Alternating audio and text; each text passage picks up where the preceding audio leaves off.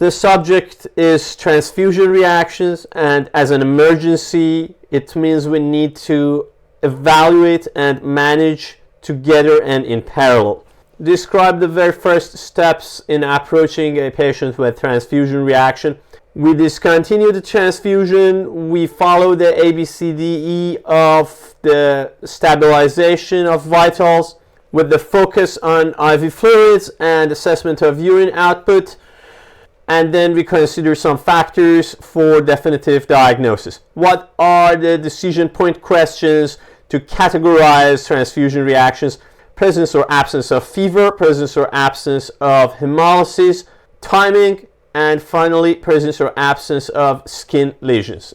For now, remember the most important aspects of physical exam include skin assessment for urticarial and anaphylactic types, as well as lung assessment for the types related to respiratory distress. Based on this background, I would like us to categorize these transfusion reactions, first and foremost by the timing of them. Remember the rules of seconds to minutes, minutes to hours, and 1 to 6 hours. Describe the differential diagnosis of transfusion reactions based on timing. If it happens within seconds to minutes of initiation of transfusion, it's anaphylactic urticarial. If it happens within minutes to maximum 1 hour, it's acute hemolytic type. If it's between 1 hour to 6 hours, it's all the other types.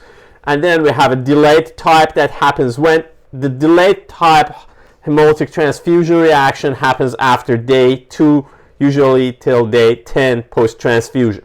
Now, we mentioned most of the types belong to the timing of 1 to 6 hours. What are those types?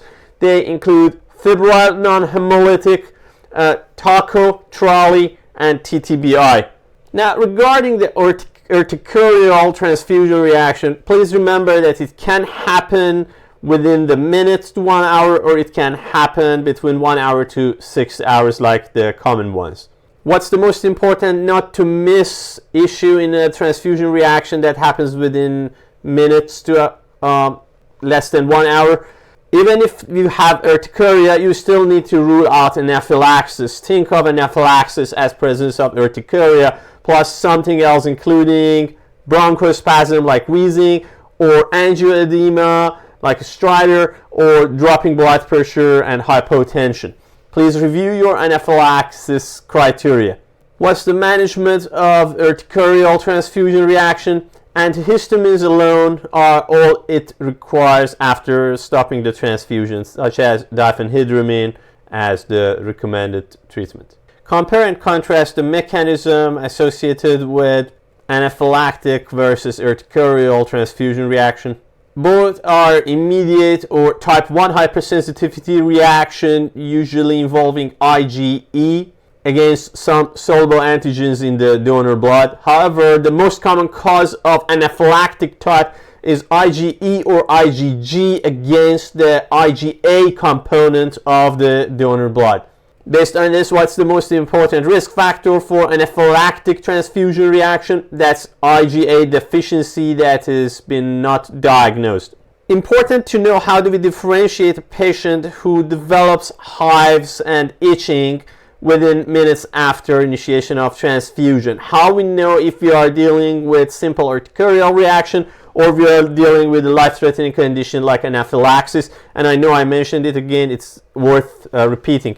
Remember, anaphylaxis is the common type. If the hives happen within seconds, you usually expect to see other findings and criteria of anaphylaxis. As I mentioned, it is uncommonly, however, possible to have the urticarial type within seconds, but usually it is the anaphylactic type that happens within seconds to minutes, and it means we will have angioedema, wheezing, hypotension, and other criteria of anaphylaxis.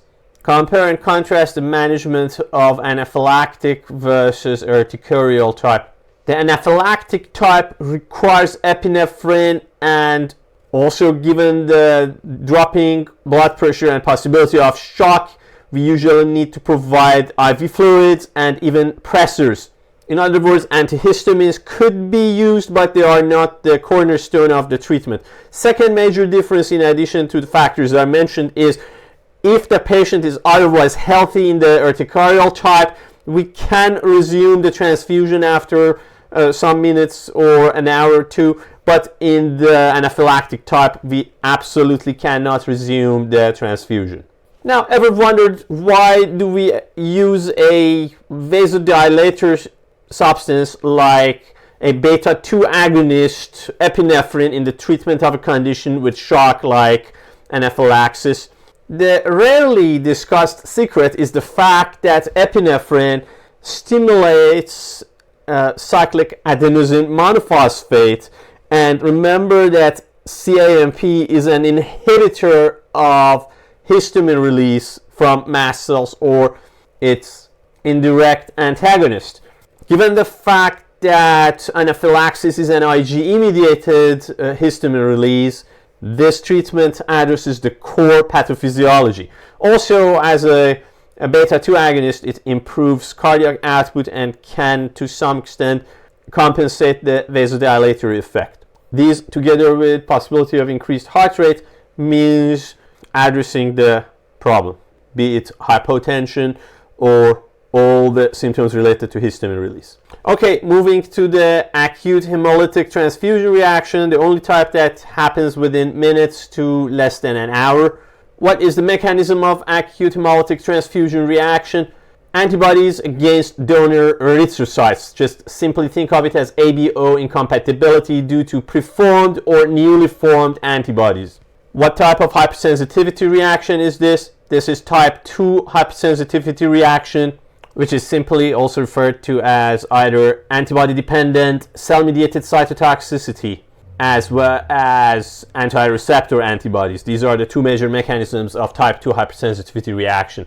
So most of the hemolytic diseases or diseases associated with anti-receptor antibodies, such as myasthenia gravis and non-insulin dependent diabetes mellitus or Graves' disease, belong to this category. Just also remember that we could have intravascular hemolysis as seen in ABO incompatibility, but also extravascular hemolysis is possible as the basis of this type of hemolytic transfusion reaction. Okay, what are the signs and symptoms? Remember, this type of transfusion reaction has fever, even though it's not necessarily called febrile.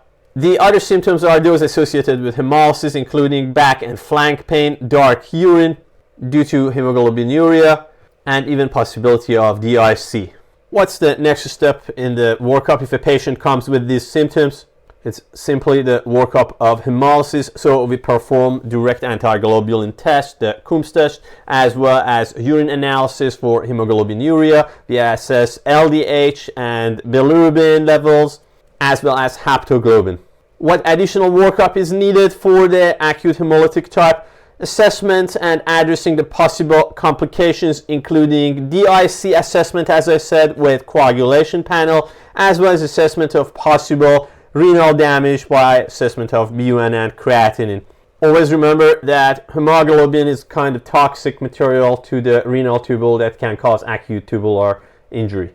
And that's why acute hemolysis requires ruling out acute kidney injury.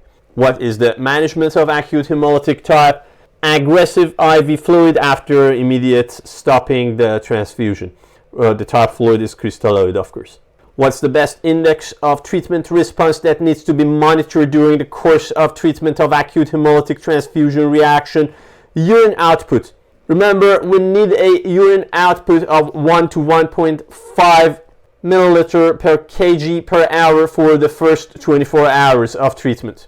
Okay, now that we have taken, we can move to the transfusion reactions that occur between 1 to 6 hours of the transfusion, and that's the bulk of our discussion. Now, this sometimes poses a differential diagnosis challenge because we have so many of these conditions happening in the same timing of 1 to 6 hours after initiation of transfusion. So I would like us to classify them, or better say conceptualize them, into these categories. The category 1 are the ones associated with respiratory distress or dyspnea. We differentiate the two conditions with dyspnea based on fever and hypotension, or JVD. So that's 2 of the 4. Then we have sepsis, and then we have the other one. That's it. And the other one is febrile non-hemolytic transfusion reaction. It's self-explanatory, and it is neither septic nor associated with respiratory distress. Stick to this and you will be safe. Okay, so the 2 types of transfusion reaction associated with respiratory symptoms or signs, including shortness of breath, respiratory distress, and presence of infiltrates on chest x-ray, or low oxygen saturation. We have TACO and TRALI, transfusion-associated circulatory overload and transfusion-related acute lung injury. Now, how do we distinguish or differentiate these 2 conditions? Because both of them have the respiratory symptoms that we mentioned. Well, based on presence or absence of fever, hypotension, or hypertension, which means normal or decreased jugular venous pressure versus hypertension with increased jugular venous pressure. We can also get assistance from echo and BNP, ANP, because you remember that if we have atrial wall dilation, we will have increased levels of atrial natriuretic peptide and BNP.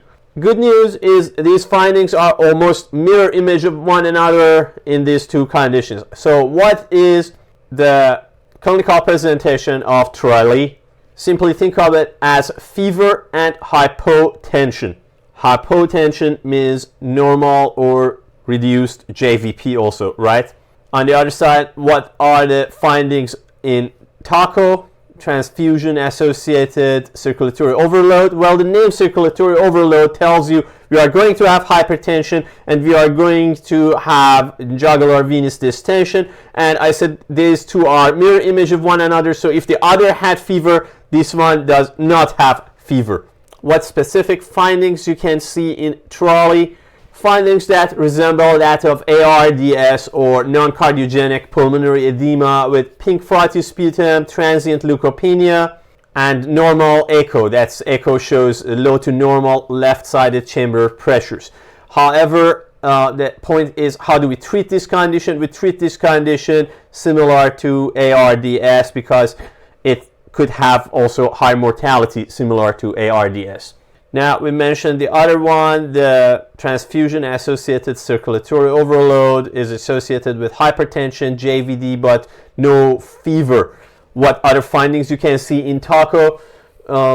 It is, as its name indicates, associated with large volume infusions or transfusion that therefore results in increased levels of BNP. And what is the specific auscultatory finding? That's presence of the cardiac auscultatory finding of volume overload, and that is S3 gallop. So as you can see, this is a condition of volume overload, so we approach it as a cardiogenic pulmonary edema or similar to heart failure. So we use oxygen, we use diuretics, and we use nitrates. Now, if you are asked which one of the 2 conditions of post-transfusion respiratory distress is associated with decreased ejection fraction versus normal ejection fraction, what's your answer? Well, in TRALI, which is the non-cardiogenic pulmonary edema, the ejection fraction and BNP levels are normal. In TACO, ejection fraction is decreased similar to the cardiogenic type pulmonary edema, and BNP is high. It's a volume overload condition. Always analyze the ejection fraction versus the chamber pressures. Remember, if ejection fraction is low, the chamber pressures will be high, and vice versa. So in the TRALI, we will have normal ejection fraction and normal chamber pressures, but in TACO, we have decreased ejection fraction and increased chamber pressures. Okay, these were the most challenging ones. However, the next one is an important differential of these because we mentioned the type that is febrile is associated with low blood pressure, and that was TRALI, right? Now we are saying the septic type transfusion reaction, the transfusion-transmitted blood or bacterial infection, or TTBI, which is just a fancy name for sepsis, is also associated with fever and possible hypotension. Now, what are the important features that can help this transfusion reaction from TRALI, given the fact that both of them occur within 1 to 6 hours after transfusion? Well, if the patient has mainly respiratory symptoms or signs, including low O2 sat, chest x-ray findings, RALs, or dyspnea, that is TRALI. However, if the patient with fever and hypotension within 1 to 6 hours after transfusion has none of these, but specifically received platelet transfusion, which is the major risk factor, we think mainly of sepsis or TTBI. What's the management of TTBI? Logically, gram stain and culture and treatment with IV antibiotics as usual.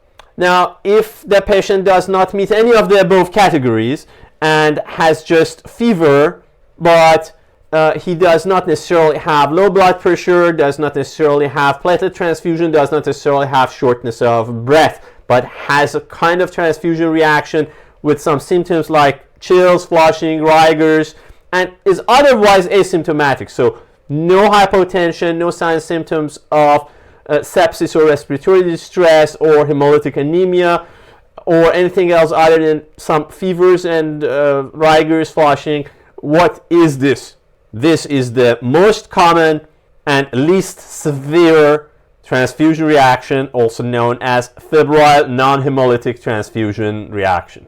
Even though it is the most common one, you have to rule out all the other possibilities before making up this differential diagnosis. Based on this mindset, what is the first test to perform in most patients with some sort of fevers and clinical symptoms like rigors, flushing, and chills within 1 to 6 hours after transfusion? As I said, we need to rule out the more severe types, so we do septic workup, we perform hemolysis labs, and if the patient has some sort of respiratory distress, we work up for TRALI versus TACO. What's the important point regarding septic or sepsis workup of the patient suspected of FNHTR, febrile non-hemolytic transfusion reaction?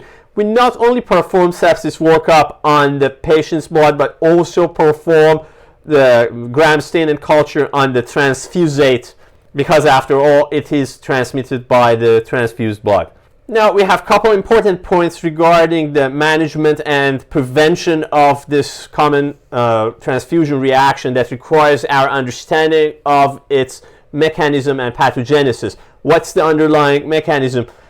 Think of the mechanism as antibodies against donors' white BCs and human leukocyte antigens that's also enhanced by cytokine formation during the process of blood storage. This is also another example of type 2 hypersensitivity reaction. Even though it is not hemolytic, the antibodies are not against RBCs, the antibodies are against white BCs, and this is an example of antibody-dependent or cytokine-mediated cell-dependent cytotoxicity, ADCC, the type 2 hypersensitivity reaction.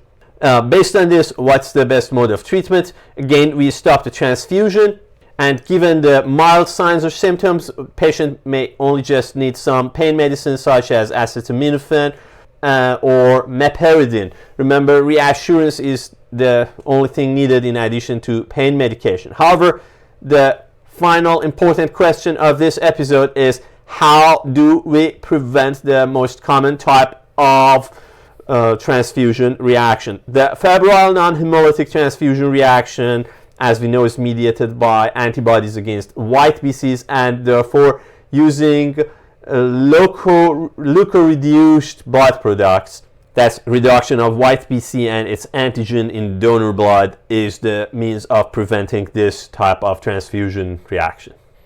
So these different types of transfusion reactions, please make sure that based on the timing, you first rule out anaphylaxis if there is anything other than urticaria that hints in favor of anaphylaxis. If it is less than 1 hour, you are dealing with hemolysis, so you need to perform hemolytic workup. If it's between 1 to 6 hours, you need to figure out if you are dealing with some sort of respiratory distress, or if it is platelet transfusion and sepsis, or if it's none of the above, and therefore it is the febrile non-hemolytic transfusion reaction that could have been prevented by leukoreduction. And this is our discussion of transfusion reactions.